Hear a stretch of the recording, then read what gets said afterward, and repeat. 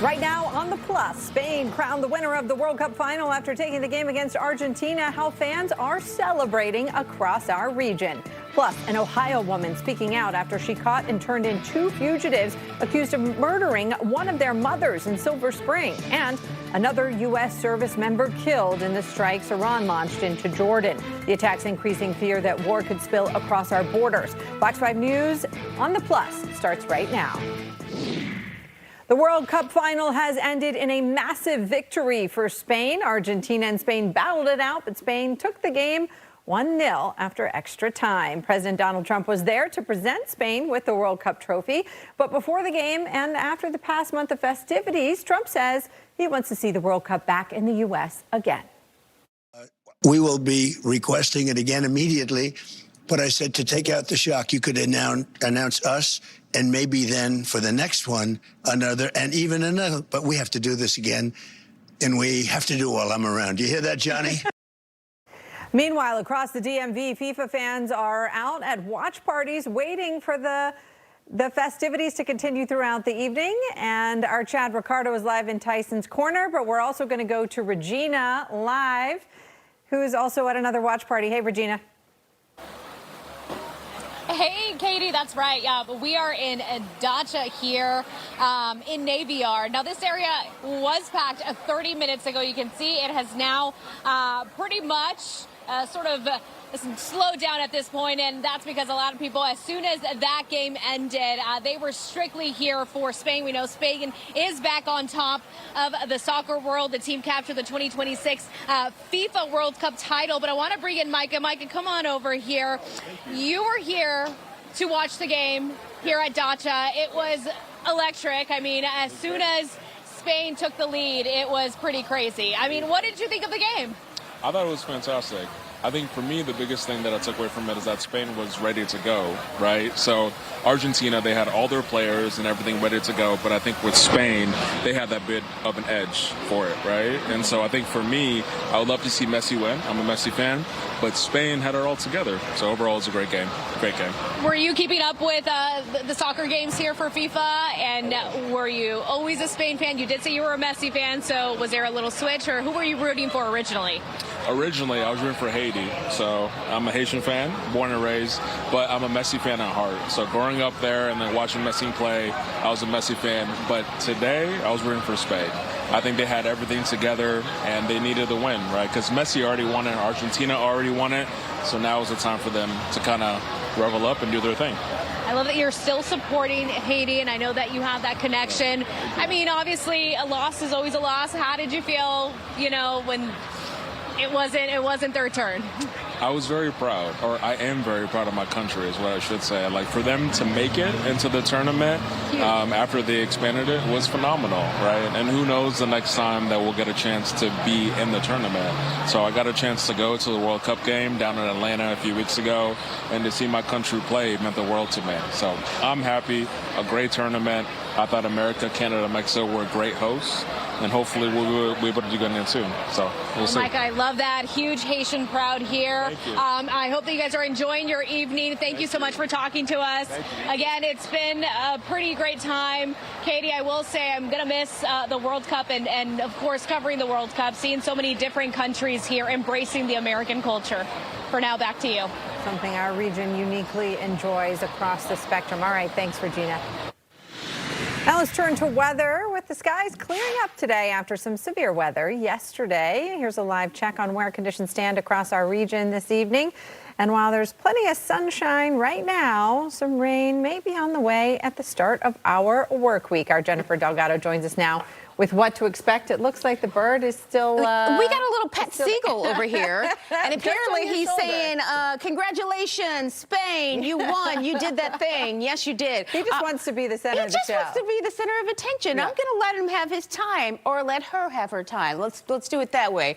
But Katie, as we go into the week, it's actually, the weather's looking pretty nice. We just have a couple problem days. Really, it's Tuesday and a little bit of Wednesday, but tomorrow looks to be nice, and Thursday and Friday look to be fantastic. So we're going to get a break from the extreme heat finally. Monday looks to be partly sunny. We're expecting high temperature right near 87 degrees. Now, so we look at the temperatures right now. We have the 80s across the area, 80 degrees in Hagerstown, 81 out of Dallas, and 85 in Fredericksburg. Here is our view out at Bear Chase. In Bear Chase, yeah, there's a couple kids around, but you can still see the hazy skies outside. And with that haze in the air, that is all from that smoke that's coming in from Canada. And even for today, we had code yellow for us. You could smell that smoke, but areas to the west, it was even thicker, and they were at code orange. We checked the airport right now. Dallas, 81 degrees, and the feel-like temperature very close to the actual temperature. That's a sign that the humidity is very manageable. As we look at the numbers today, we got to 89 in D.C. That's shy of the 90-degree average. But as we look ahead for tomorrow and the next couple of days, I don't have any 90s in the 7-day forecast. I think a lot of people are going to be happy about that.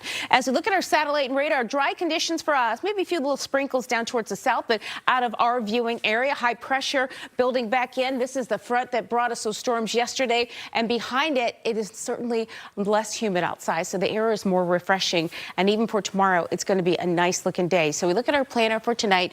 We keep some clouds around. We'll be partly cloudy, but it is going to be cooler to start off your Monday morning. But for Monday afternoon, there's your high of 86 degrees. We're going to talk more about the severe weather threat setting up for Tuesday in just a few minutes. All right. Thanks, Jen. We're now hearing from the woman who caught and turned in 2 fugitives accused of killing one's mother inside a Silver Spring community. Fox 5's Sydney Persing is live there now in front of Charter House with that stunning interview. Sydney? Well, Katie, this is a really sad story. It's also very crazy, and it gets even crazier when you learn exactly how these 2 women were finally caught. We're going to get to that interview in a moment that you mentioned, but first I just want our viewers to take a close look at your screen.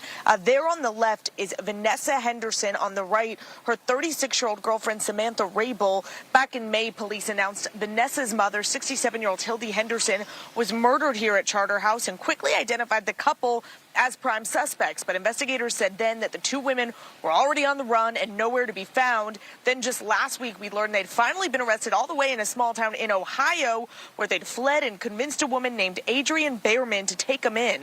Adrienne told me tonight the pair seemed trustworthy and that they told her they'd come to Ohio to leave a toxic living situation in Maryland. She believed them, and as a Christian who once struggled herself, said she wanted to help. I was going away for a women's Christian retreat with one of my friends, and I just figured I wasn't going to be home. I've been homeless, so I just figured, they could use a little bit of downtime, get themselves together, maybe figure out their next step. But when she came home from that retreat, Adrienne told me her neighbor mentioned the couple had ordered pizzas and alcohol while she was away, which felt odd to her since the women said they had no money. The pair then paid Adrienne, she said, $10 on Cash App for cigarettes, but that the name on Vanessa's Cash App was different than the name she'd given Adrienne. So Adrienne and her neighbor thought to Google the name Vanessa Henderson and see if anything came up. And that is what came up, was they were wanted for murder. And my friend just kind of threw the phone in the air. It landed on the counter, and she was like, "They're murder suspects." And I was like, "Oh, all right. Well, let me see that." And I looked at the phone to make sure that those were the women in my home, and I called 911. I'm glad that they're caught. I'm glad that they got apprehended the way that they did. I'm glad that I had part of it, just for that apprehension, to keep people like that off the streets. Hard to imagine what that moment was like for Adrienne. She told me she's going to continue to offer a helping hand to people she meets if they ask for it, but that going forward, she's going to vet folks before she let them inside of their home. Katie, important to mention, both women have been extradited back to Maryland. They remain behind bars tonight and each face a first-degree murder charge. Quite a story. Thanks, Sydney. The United States says another service member has died following Iran strikes in Jordan. And tonight, the U.S. is launching more airstrikes at Iran, escalating the conflict in the Gulf. Now, neighboring countries are concerned the war will spill across their borders. Fox News senior correspondent Mike Tobin has more from Tel Aviv tonight. U.S. Central Command says it completed an 8th straight night of attacks on Iranian targets Sunday morning. Both sides have traded blows over control of the critical Strait of Hormuz, as the U.S. says Iran has violated a temporary peace agreement signed last month by closing access to the waterway. As part of the latest strike, the U.S. military says it targeted Iran's Revolutionary Guard. It was a retaliatory attack following an Iranian strike in Jordan, which killed 2 American service members and injured several others at a U.S. base. Their names are added to a very long, tragic list of literally thousands of Americans have died under the hands of this regime since they took power some 47 years ago. The increased attacks have deteriorated the interim peace deal, which Iranian officials say is suspended, and an end to the fighting may not be in sight. I don't think there's ever going to be a deal here that would be acceptable to President Trump. And as the strikes continue to ramp up, some Democrats back home say President Trump has yet to achieve any of his goals since the start of the conflict. Getting the enriched uranium, well, it's still there. Matter of fact, it would take a minimum of 15,000 troops on the ground for a week to try to take these canisters, which are quite volatile, out of their bunkers. Meanwhile, in a statement on Saturday, Iran's supreme leader warned of, quote, unforgettable lessons if U.S. attacks persist. In Tel Aviv, Mike Tobin, Fox News. Still to come in your news at 7. D.C. leaders want your input for the new RFK campus. Details on that draft proposal and some key dates you need to know. Plus, a double tornado caught on camera in Sweden. We'll be right back.